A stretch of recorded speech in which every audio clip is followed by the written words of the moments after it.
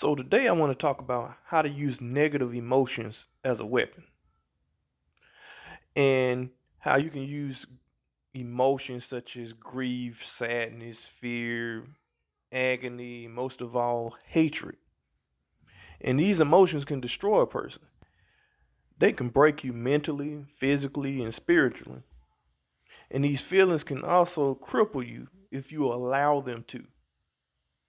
I'm not saying just don't allow yourself to feel anything or any feelings or anything, but you can weaponize these emotions to push yourself to success. Use these feelings to fuel your dreams, goals, ambitions. Now, some of the best clients I ever had were the ones that were most motivated, that wanted to improve themselves physically, emotionally, or mentally, were the people who had enough, who just went through like a divorce, or they just got out of a breakup. I mean, maybe their ex-boyfriend or girlfriend left them for somebody else who looked better. Women who husbands were looking at other women because maybe she's out of shape. People who maybe get who have been bullied and picked on. It's always a case to where somebody hated somebody or wanted to get back at somebody or whatever the case may be. And these negative emotions, was basically feeling them and giving them passion. I mean, they understand that, the best revenge is massive success.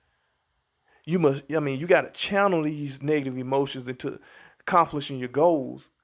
Women who are hurt or have been in a large, they have a huge amount of potential because they can compartmentalize their emotions.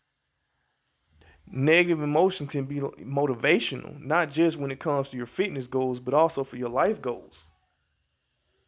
So I'm gonna tell y'all a story about myself.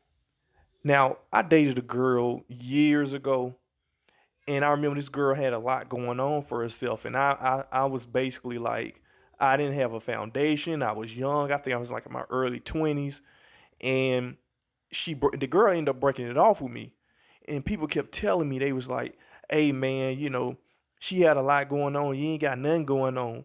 You wasn't good enough for her." And people were drilling this into my head. And I remember I'm not talking about, I was messed up. I had like, my beard was all nappy. I was all types of dusty. So I remember my mama looked at me and she said, "Jay, look at yourself. Really look at yourself." And I sat back and I thought, I said, "Dang, I let this person do this to me." Not saying it would, people can leave you. And if you're not married and you're in a relationship, that person can leave you. They don't really owe you anything. Not really. If you're not married to that person, they don't really owe you anything. But everybody kept telling me that this girl was too good for me. So I decided that day to make myself good enough. And I know, and you're gonna say, "Oh, well, you should make yourself good enough for you." Yes, that became the case, but the passion and what made me get off my ass and make a change was I was using that as fuel.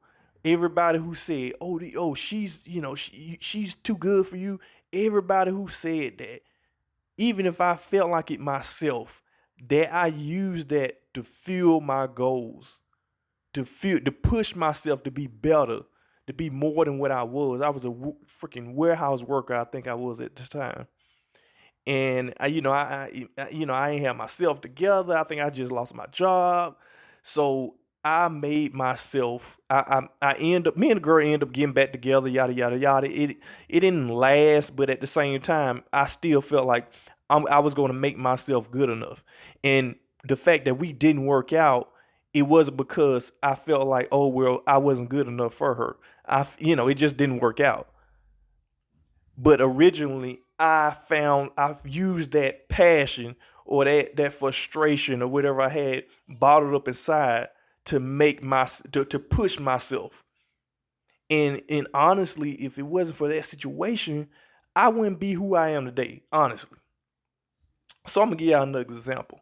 Like, just think about, like, like Batman. I know this is a fictional character, but think about Batman. So his family get killed in the alley, and he just kind of, and it fueled his passion or his rage or hatred, whatever, to go out there and be a vigilante and go out there and fight crime. So that's kind of like what I'm trying to say. So if you think about anybody who told you were going, never going to be able to do something, whether it was lose weight or get with a girl or just be successful, period, think about how that person made you feel and channel that energy and accomplish your goals, for whether it was hate or sadness or just to prove them wrong. I mean, and hate to me, hate is a more powerful tool than love, in my opinion.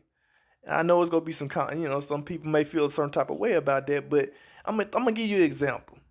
So a man and a woman can love it, they can love their partner, they can love, each other, whatever, and won't think about going to the gym and getting in shape for that other person until once somebody leaves somebody, saying, oh well, and it had something to do with their looks, so they left that person. So now the person who got left, they in a state to where they like, okay, now they feel some type of way. Now they're motivated to, let's say, go to the gym and get in better shape as revenge.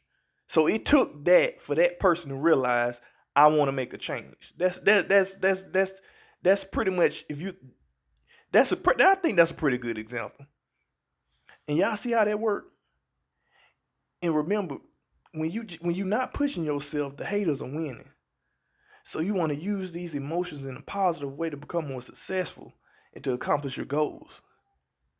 So I just want to, get that out and give y'all that bit of, a little bit of motivation. So like, comment, subscribe, and I'll see y'all on the next one.